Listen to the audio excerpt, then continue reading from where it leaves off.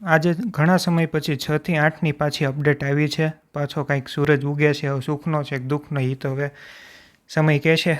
પણ એક ચર્ચા મારે તમારી સાથે કરવી હતી કે આજે છે એ 6 થી 8ની એક અપડેટ આવી છે અને ફરીથી જિલ્લા પસંદગી છે એ શરૂ થવાની છે. પણ જે સળગતો મુદ્દો છે કે MSc પ્લસ જ્ઞાન સહાયક છે એનું શું થશે? છૂટી જશે કે પાછી કોઈ કાર્યવાહી થશે કે શું થશે? એની વિશે આજે ચર્ચા કરવાની છે. પહેલાં આજે જે પરિપત્ર આવ્યો છે એની આપણે થોડુંક જોઈ જોઈએ. એક પરિપત્રમાં શું લખ્યું છે કે પરિપત્રમાં છે એ ઓલો જે કંઈ સમિતિએ અહેવાલ આપ્યો હતો એ અહેવાલ છે એ સ્વીકારી લીધો છે અને એને માન્ય રાખી દીધો છે. જે કાંઈ સમિતિએ આમાં કોઈ એવી ચોખવટ નથી કરી કે શું સમિતિએ છે એ અહેવાલ આપ્યો છે, પણ જે આપ્યો છે એ સ્વીકાર કરી નાખ્યો છે. અને એક વિષય સામાજિક વિજ્ઞાન એમાં સુધારા વધારા એનું નવું FML છે એ આપી દેશે.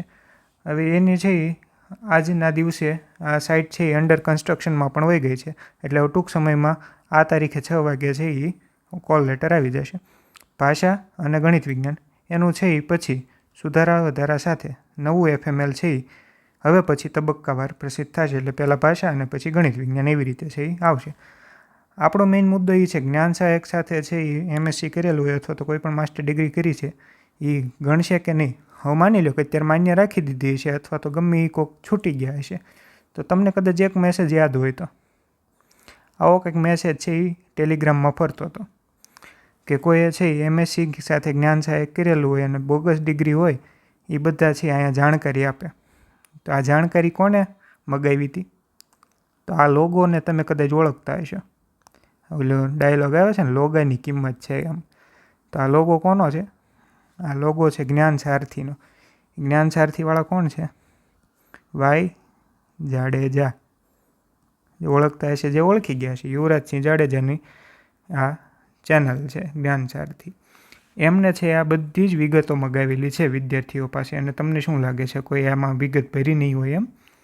તો આમાં પહેલી જ લિંક આપેલી છે કે આપના જોડે જો જ્ઞાન સહાયક સાથે MSc કરનારની કોઈ પણ વિગત હોય અથવા તો કોઈ પણ બોગસ ડિગ્રી કે એજન્ટના માધ્યમથી માર્ક્સ વધારો થયેલો હોય તો બધી છે એ માહિતી અહીંયા આપવાની છે. અને આ કાંઈ આજકાલનો મેસેજ નથી. જ્યારથી કેસ થયેલો છે ત્યારનો આ મેસેજ છે એ જ્ઞાન સારથીએ રવાના કરેલો છે. એટલે ત્યારથી આમાં માહિતી, અઢળક માહિતી છે એ ભરાઈ ગઈ છે. અને ખાલી MScની નહીં, B.Ed પણ જેને એવી રીતે કરેલું છે અથવા તો કોઈ પણ ખાનગી ક્લાસમાં ભણાવતી વખતે તે કોઈએ છે એવી રીતે માસ્ટર ડિગ્રી કરેલી હોય, એવી રીતે કર્યું હોય, કાંઈ પણ ગેરનીતિ થઈ હોય અથવા તો ભ્રષ્ટાચાર થયો હોય, કાંઈ પણ વસ્તુ થયું હોય, ડમી સર્ટિફિકેટ આપ્યા હોય, એની કેટેગરી વાઇઝ એમને ગૂગલ ફોર્મ આપેલા છે. અને આ ફોર્મ ઉપર જો આપણે ક્લિક કરવી ને તો આખું માહિતીવાળું સેક્શન ખુલે છે અને ત્યાં આપણે છે કોઈ પણ માહિતી છે એ ભરી શકે છે. તો યુવરાજસિંહ પાસે અત્યારે બધી માહિતી છે હાલમાં. તો યુવરાજસિંહ છે શું આ બધું મૂકી દેશે? આ ખાલી એમને મેં લાઇનમાં બધું ગોઠવવા હાટું જ બનાવ્યું છે? નહીં બનાવ્યું હોય.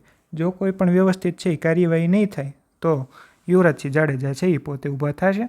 અને જેવી રીતે અનેક કૌભાંડો દૂર કર્યા છે એમ આમાંથી પણ જ્ઞાન સહાયક પ્લસ MSc કે MA આનું કૌભાંડ પણ દૂર કરશે અને પકડીને દૂર કરશે. તો આપણે પણ છે એ આના જ તરફેણમાં છીએ કે આવું કૌભાંડ કાંઈ પણ હોય તો એ દૂર થઈ જાય. તમારો શું વિચાર છે જણાવજો.